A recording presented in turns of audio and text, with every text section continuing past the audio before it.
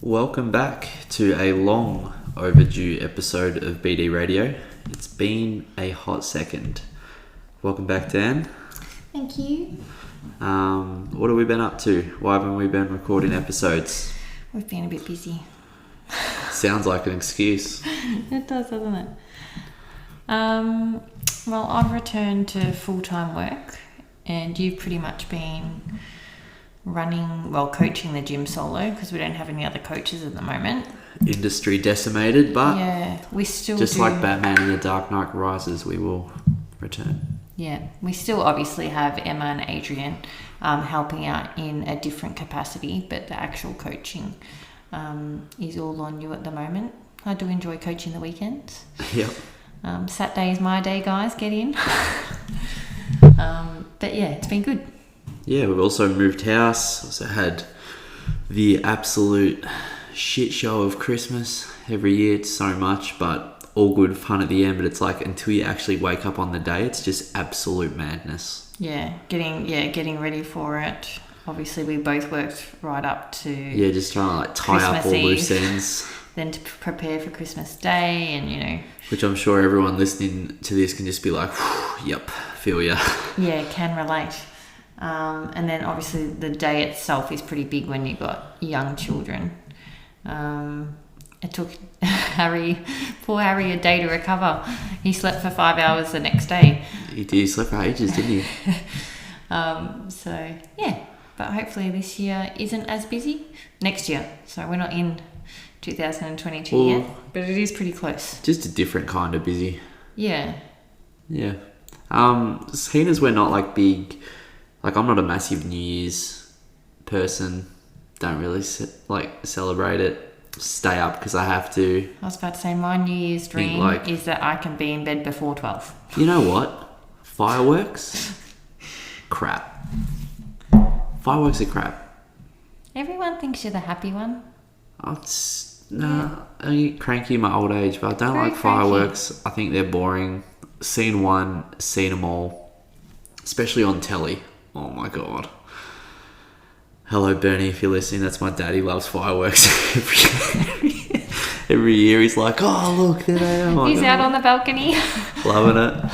But yeah, I'm not a massive New Year's person. So to me, like Christmas is the end celebration. Of the year. Yeah. That's the end of the year. And then as soon as it's done, it's like, all right, 2022, but it's not quite 2022 yet, which is a nice little segue into New Year's resolutions. And I want to talk about it with you because every year they come up, and I feel like every year the fitness industry likes to take a dump on New Year's resolutions. They say, oh, they're stupid. Oh, you should be consistent anyway. And I'm the opposite. I'm a New Year's resolutions fan with a caveat though, like provided that the goal you set or the resolution you have is like properly broken down into something that you can actually achieve. So the way most people do resolutions, I don't like. The way we try and get our clients to do resolutions and people who speak to us about our thoughts, I'm a big fan. Yeah, I think it's even maybe just the terminology, like resolutions. Like, why is it a New Year's resolution? Like when you describe it the way you are about to, with behaviours and like setting up a plan to get there and all that kind of stuff. It's basically just a good time to set some goals. Yeah. Which is what we do. You can do any time of year. Celebrate it. Actually, we enjoy it when clients say, this is what I'd like to do, help me get there. And we say, cool. Like a clear idea of what you'd like to achieve is important. And if people like to do that at the start of the year, fantastic. Great. Call it a New Year's resolution, call it a New Year's goal, call it whatever you want. This is a good time. Like it's, like that clean slate, like wipe it. Start fresh if you'd like to.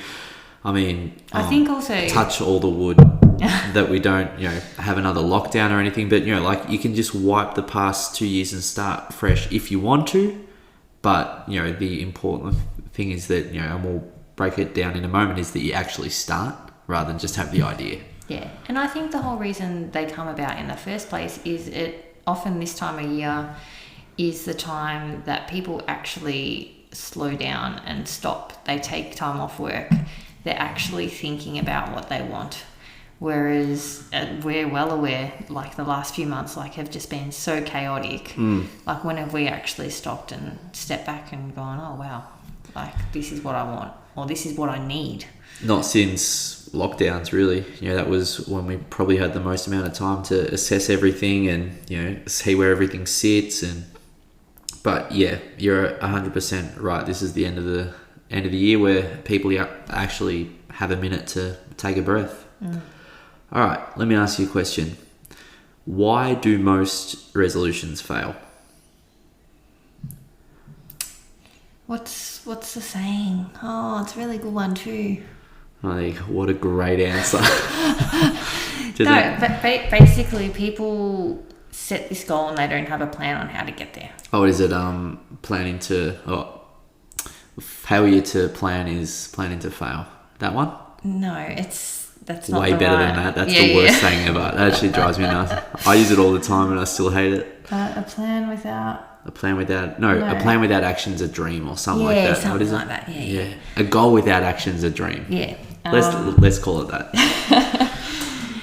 Yeah. So I think obviously that's where people kind of fail. They set this goal, whether it be realistic or not. They don't actually have a plan on how they're going to get there. They don't break it down to the steps. And that's what you need to focus on, the behaviors to get to that end goal. So everyone focuses on that goal, whereas it's hard to focus on an outcome. You need to focus on the behaviors that are going to produce the outcome. Yeah, the process required to actually get you there. But I think that's where a lot of the confusion comes from. So let's just use an example, because I think people will be like, what are you talking about? Behaviors, processes, like it's all mumbo jumbo. But I think if we do like a proper example, it'll make a lot of sense. So, all right, most typical goal we have. Oh, Danny, this year I want to lose 10 kgs and get back to my pre-baby weight. And like, cool. Yeah, probably even more vague than that. No, but like, okay, so this year I would like to get back to my pre-baby weight. Yeah. Your question, how much is that? Yeah. 10 to 15 kgs. Yeah. Great. So, and that's basically where people stop. Yeah. Well, this year I'm going to do it. I'm just going to go to the gym and fingers crossed, you know, say a little prayer every night to Arnold, Lord of the Gym, and hopefully I get there. It's just not really how it happens. So, coach me through it. Okay, so we'd have to figure out what you're doing now. Absolutely nothing. I don't exercise. I've just had a baby. Excellent. That's fantastic. So we're already going to... But I've been to the physio and they've given me clearance to start training. Fantastic. So all I need you to do is come to the gym 3 times a week. That's it? Yep. That's all I want you to do for the first month.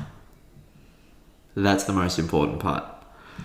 So what you said just then is like, okay, so that's the yearly goal. No one said you had to do it by Easter. Mm-hmm. No one said you had to do it by January. You can just like, what I like to call is reverse engineer your goals. So just break it down. So it's like, all right, 10 to 15 kgs, let's just call it 10. In a year is under a kilo a month. Now, I guarantee you that if someone started a weight loss program or routine or whatever you want to call it, and they got to January and they'd only lost a kilo, they would think it's a failure. Yep. But you're still perfectly on track. Yeah. You didn't say you wanted to lose 10 kilos. Yeah, you didn't say you wanted. wanted. Yeah, but like, so it's like, I think having that perspective of, oh, okay, I've got 12 months to make this goal happen. So my goal for the first month is just to be consistent at the gym. Perfect. That is it. Do that and only that. Whereas obviously what we see all the time is I'm going to go to the gym and I'm going to have a smoothie every morning and I'm going to snack on ice blocks and then I'm going to only salads, no carbs. And celery. Mm-hmm. And I'll probably do vegan as well because meat's the devil. Yep. And that'll last 2 days. Yeah, but like that's fairly typical because we've got all the motivation at the start of the year, yep. But with a bit of a lack of direction or a lack of clarity on the plan, we just do too much too early. Yeah. And also, like, it's funny that you mentioned that annual goal of, 10 to 15 kilos. Be clear about what you want. Like, do you want to lose 10 kilos quickly for a wedding? Or, to look good for whatever reason, for Instagram, or do it's the only reason to get fit, actually. or there's another reason? Shush. Or do you want to lose 10 kilos to live a healthier life for hopefully a lot longer? Like, what is the end goal? You know, is there a time limit on it, or is it an annual goal? Because that will make a big difference as to the actions you take to get there. If I had $1 for every time someone told me a goal and I said why and they didn't know why, poof. I know, that's interesting, isn't it? Yeah, like, oh, why is that important? Oh, I don't know. Like, I think sometimes we start a goal because we think it's actually more important than it is. And the reason for actually carrying on with the goal, and we see this all the time at the gym, was like how many people, and I would say 95% of people, started our gym with the goal of weight loss. Like, they would see a little bit of progress there, but they are more than happy, like ecstatic that like they don't get to where they thought they would have to get to feel really good. Yeah, they fall in love with the process. Like, they fall in love with how it makes them feel, which is ultimately what we love about the gym.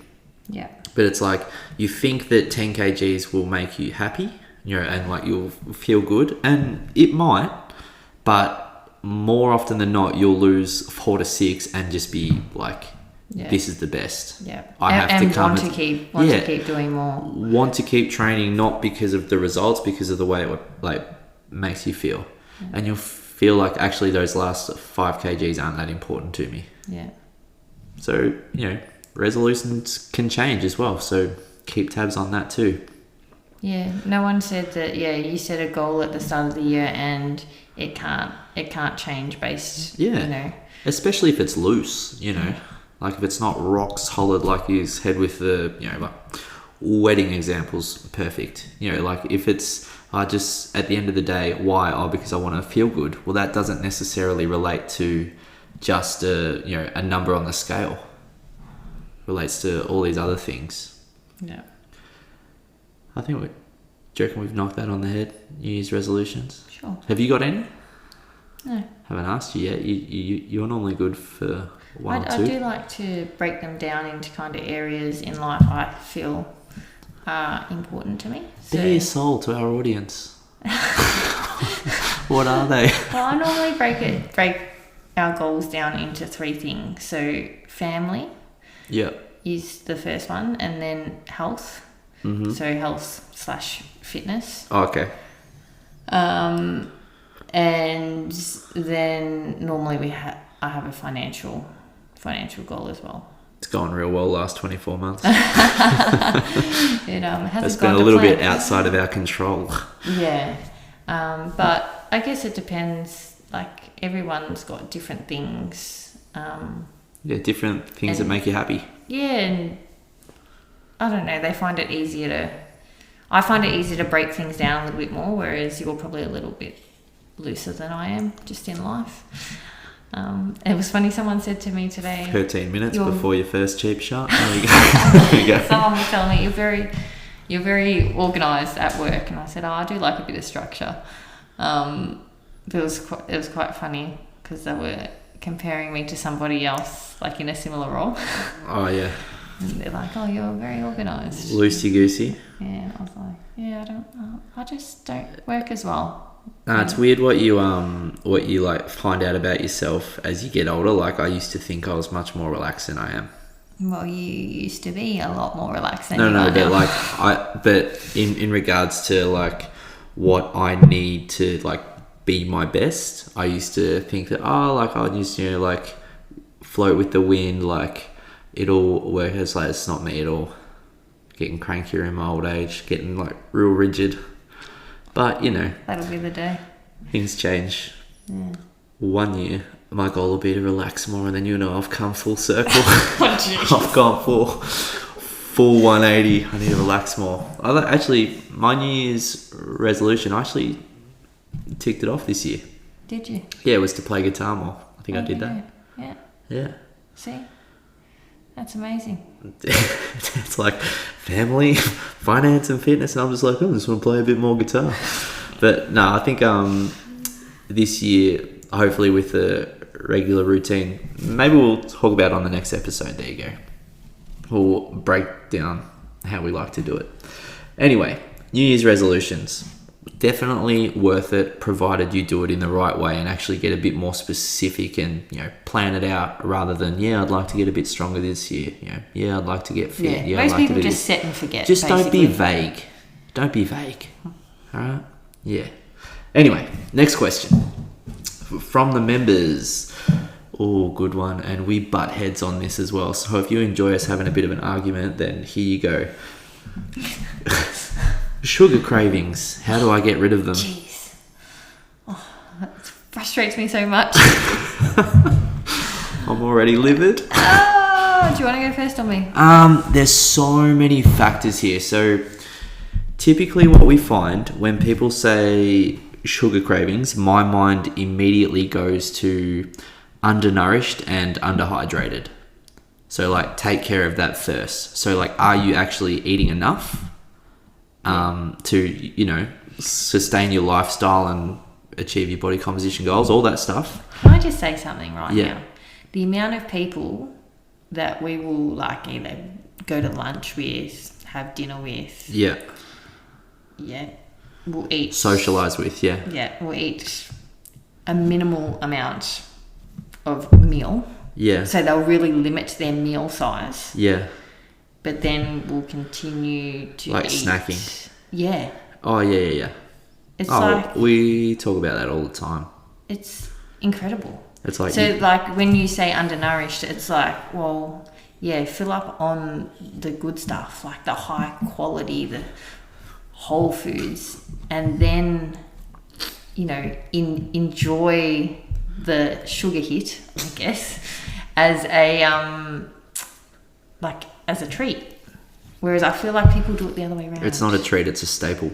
It's a staple. Yeah. It is. It's crazy. Yeah, which, the reason why we don't love snacking is because the quality of food is never as good as, Can't say never. meal food. Rarely. I won't say never, black and white, a little bit of context. But also that it is really hard to keep a track of your total intake as well.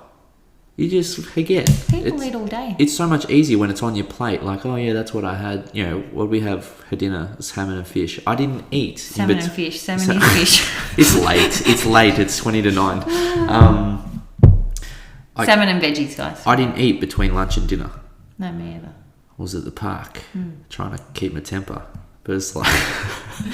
but it's like, and it's like, oh, I had a bit of this, had a bit of that, had a bit of... It's like, all of a sudden, we've just eaten so much more than we need to, or less than we need to because we've lost track of where we're at. So, in regards to cravings, I'm a bit of a believer, and this is a bit of bro science, so I won't, I won't attach myself too strongly to this. But I think that, when you are hungry and when you are underhydrated or dehydrated, your body just wants stuff that it can break down quickly and quick hit, right? And then it becomes a cycle. So it's what can I get into me as fast as possible that I can break down as fast as possible and give me a little bit of a boost? And that is hyperpalatable foods, high in sugar, high in salt, all that stuff, processed stuff. Absolutely. Which then, if you have it, spikes your blood sugar, and then an hour and a half, you just want it again. Like I was saying to you, so Christmas Day. People eat like they're endurance athletes. Yeah. They need to hit, if you think about it. They're on the bike Tour de France. Yeah. Yeah. Yeah, it's insane.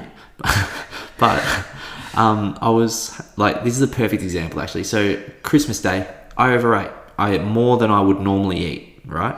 I had 2 bowls of plum pudding and it was phenomenal. But as a result of that, when I woke up on Boxing Day, I was starving, or I thought I was, but I knew I wasn't. I had plenty of food. I'm not actually hungry. I'm not hungry when I wake up in the morning normally, and I don't normally eat that much. So it's almost like that trick of oh, I need that other hit, whereas I just rode it out for half an hour and I was fine. Yeah. But I think that's this isn't research based. This is Danny based. Danny based, a little bit of bro science based coming at you. But people do not recognise, trust, whatever you want to call it, they do not want to think for themselves. When you eat something, how do you feel? How does that make you feel? I know when I eat a diet high in sugar, I do not feel good. Yeah, but you know that. But what if you don't know that? That's what I'm saying. Everyone knows how they feel. They just choose to recognize it or ignore it. Yep. So, like, how do you feel after you eat certain foods? You should be trusting how you feel. I know that when I eat sugar, I can keep eating sugar. Like, everyone knows that. Oh, yeah. Like, why do you think you can't stop? Because it's really good and your brain goes, want more. Yeah. But people don't trust that. I think it's also like, and this is the bit where we disagree. It's not necessarily, in my view, the sugar that's addictive. And Dan's just rolled her eyes. So here we go, get the gloves on. But if that were the case, why aren't we just having tablespoons of table sugar? We are. No, like just out of the bowl, like, oh, I just love a bit of table sugar. It's like, no, it's way too sweet. No one wants that. It's disgusting. Okay. But when you pair it with other stuff, fats mainly, like chocolate and stuff, it becomes really pleasurable, like, to your brain, and you want more. So you're saying it's the other stuff? I'm saying it's the pairing. It's not just the sugar. But that's like all food in general. Like, no one's addicted to blueberries. You know what I mean? Well, they are. Who? Kids. Apart from Mia, yeah. actually, my kid, addicted to blueberries. Hello, she's always in the freezer. Oh, no. Frozen. I had to stop buying frozen blueberries. She went through like a packet in 2 days. That financial goal's taken a hit. But yeah, I think the fastest way to get rid of your sugar cravings is to start eating proper meals.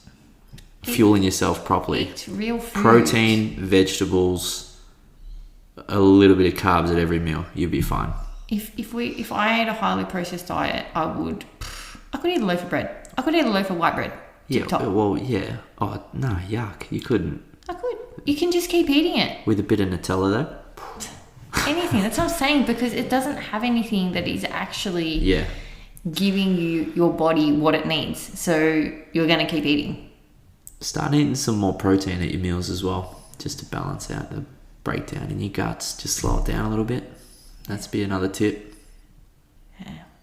Yeah, I would say that. Just start to eat more higher quality nutrients. Because it's really hard. And this is where we, on our nutrition program, we talk about not having to rely on your discipline all the time. It is draining if you want to eat lower quality stuff all the time and your brain wants more and you have to wrestle with that every meal. Yeah, fine. That is hard. People just want other people to tell them what to do. Find better alternatives. Find something that's just a little bit better than what you're currently doing now. With sugar, I notice a huge difference between refined sugar and sugar that's not refined, that's naturally found in foods. I don't care what anyone says. Watermelon. All right? Best sub ever. Trust how you feel. I've had a lot of Lindt chocolate over Christmas. And I can eat a lot of Lindt chocolate. It's ridiculous. Oh, yeah. Deb and Carl, you are in big trouble. I had 5 balls the other night. They were phenomenal. I couldn't believe it. It's half a meal. Yeah. That's about, crazy. But, so rather than that, have some roast vegetables and then tell me about your cravings. So I know if I have some fruit and some dark chocolate, I still really enjoy that. I love that. And I'm not left, after my 5 Lindt balls, I still wanted more Lindt balls. I want to crush that packet. There just is no off switch. So that's why Easter's the devil. Oof. Oh, for you. Jeez, I'll never forget when I met you. Put away some chocolate on Easter. Oh, my goodness. I was a bigger boy then. We do not eat chocolate for breakfast in our household anymore, and I was am smashing proud bunny. of that. I was smashing bunny. Yeah, your nutrients play a big role in the way you respond to food, mentally and physically. So up your protein, eat more vegetables, and you'll find that the cravings tend to go away pretty quickly. Final question for the day. What happens if you don't switch on your glutes when you're doing core exercises? Why do trainers always say to switch your glutes on? You start. Firstly, I hope that person isn't talking about anyone at BD Fitness, because that's how you tell, that is just horrible advice. So most of the time when people say switch your glutes on, so like muscles I find have a hard time working when they're not set up to work correctly. So often the way you stand if you're doing a squat has a large say on what type of muscles you will be activating, at least initially in the movement. So get your exercise set up correctly. Also make sure that you're choosing the right exercises. It's like you're not, so lots of people think that like, the best way to build up your glutes is to squat. Incorrect. Squatting is not the best glutes exercise. It's a fine glutes exercise, but it's not the best glutes exercise. So if you're trying to switch on your glutes, it may be the best exercise for an individual. That's right. But like universally speaking, if I want to really target my glutes, I'm probably not going to squat. Might do a split squat, slightly different. So make sure that if you are trying to get your glutes fired up, that you're actually choosing the right exercises. When most of the time we see with our clients, it's not that they don't switch their glutes on, it's just that they are pretty weak in that area from not using them much. So we just kind of have to like really slow down, target them correctly, get that mind muscle connection kind of rolling, and then you can feel it. But it's typically a technique thing. It's not really like I just need to, whoops, I just forgot to switch my glutes on and now I remembered and now they're working. It's just not really how it works. It's funny you just mentioned mind muscle. It's people move mindlessly all the time. Yeah. It's like people do not actually know what, like when they're exercising, what muscle groups they are targeting. So when we move, for example, we're thinking about the muscles we're activating, which causes... Yeah, and the simplest way to explain this is like, where do you feel it? Yeah, that is our most common question. It's like, where do you feel everybody? it? Yeah. And when people say, I don't know, I'm just like, oh my God. On your next one, think about it. Where do you feel it? Like, no one can do a head of squats and say, I don't know. Like, come on, you feel it in your legs, but whereabouts in your legs? Yeah. Like breaking that down and making people recognize. Yeah. And understand. And also with glute activation exercises, some people don't use their glutes. Some people do have inactive glutes. Yeah, but it's often also as well because of a really tight lower back or like tight hip flexors. It's not that the glutes aren't working. Exactly. It's just that there is some stuff. Happens to me sometimes. There's sometimes some stuff that gets in the way and takes over. Yeah, our body's really smart. It compensates. Yeah. But even in that case, if you say, glutes, switch on, well, it's just not going to happen. Like, you need to do a little bit of stretching, a little bit of, almost like prehab just to fire up that area. And in some cases as well, and this is underrated, like our group program is good. Like, we do solid strength training every day. Like, our clients get stronger all the time. But that being said, it's still group training. So, the best glute activation exercise where it really fires you up could be different to the activation exercise that really fires me up based on our structure, based on our dominance. I'm a lot more hip, or we're actually both pretty hip dominant, but it depends on the person. So in a group of 5 or 6, you might have 2 different people who respond really differently to different exercises. I was about to say that's something we've really learned over the years, doing different programs, doing our programs together, and feeling differently. You'll say, that crippled me, and I'm like, well, exactly. We've learned a lot that way, doing the same programs together, and then recognizing the differences between it for us as individuals. Yeah, and the intricacies in the exercises as well, with foot placement, slightly elevated, slightly less. I've got short legs, you've got long legs. The difference that can place on specific muscles as well. But I mean, pretty much. And you know what? Yeah, I'm getting cranky. If your trainer tells you to switch your glutes on, it might be time to get some advice from somewhere else. Ben, fair enough. Or ask them I told you he's cranky, guys. No, but fair income. What a waste of time. Like, you trust this person with health and fitness advice and they say switch your glutes on? What the hell does that even mean? Like that. Some people just like to talk. Yeah, I'm a chatter. And there's probably been a bit harsh as well, because I'm sure if you went all the way back in my PT, I've given out some horrible advice, no doubt about it. But, like... I'm sure. I was about to say, we've probably both said that, to be honest. Oh, 100%. But, yeah, actually, all right. It's just fine. The way you say it. Yeah. Like, I think over the years we've learned, like, different ways to communicate, and understanding as well that the knowledge of the person you're talking to. Yeah. It's like, I would say that the most important skill for almost anyone is just effective communication. Yeah. Like, can you hear what I'm saying? Like, are you taking what I'm saying the way that I'm intending as I say it? We know that goes. Yeah. Like, I could give someone the, like, oh, Ben, how do I lose weight? And I say all this stuff and all they hear is slightly eat less carbs and now they don't eat bread or pasta. Like, what people hear is very different to what you say all the time. So, yeah. Anyway, trainers are saying switch your glutes on because it takes pressure off your lower back and your hips, but that doesn't necessarily mean that it's as easy as just switching it on. Anything to add? Would you like to change it? Maybe squeeze your butt. Do you like that? Do you prefer that? Squeeze your butt? Yeah. Well, I mean, often it's hard to squeeze your butt because it's all abduction anyway, like taken away, but yeah. Depends what you're doing. Just change up the exercise. If we're ever doing a glutes exercise in the gym and you're like, I just can't feel this at all, we'll just switch it up a little bit, or we'll tweak it, or you might not be doing it right, and we'll just run through it again. Yeah, and a lot is about the communication back. Like you were just talking about our communication to someone. Yeah. It's their communication back to us as well. You know what it is as well? We can only see so much. It is the difference between exercising and training.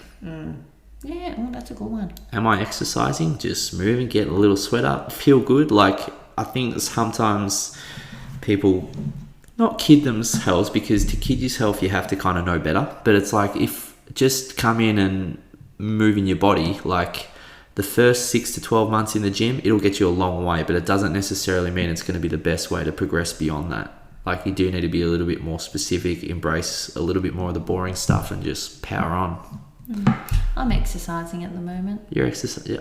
Oh, yeah. As an example, I'm training. Yeah. I'm doing squats way too often and my legs feel like they've been taken to by a bowling pin. Yeah, whereas I'm rolling pin. Whenever I can, just getting something done. Get something done. And that's okay. Yeah. Of course it's okay. Yeah, it depends. It all depends on your goals. Yeah. Well, not really, Ben. What do you mean? Well, yeah, okay. We can discuss this offline. Or maybe not you, but it's on like a different person. But it's like we say with nutrition. It's like your actions should, where possible, largely be dictated by like the outcome you'd like to achieve. Same with training. All right. Well, we'll wrap it up there. What's that? 33 minutes. It's long. It's good. We'll have more of these coming out, I'm sure. The evening podcast goes okay, I reckon. It's very quiet in our house. I know. Thank God it wasn't though. But yeah, if you have any questions, message them through. As always, we love it when you guys have questions because it means that we know that we're talking about stuff that's actually helping people. Love it. There you go. Have a good night. Speak to you next time. Bye, guys.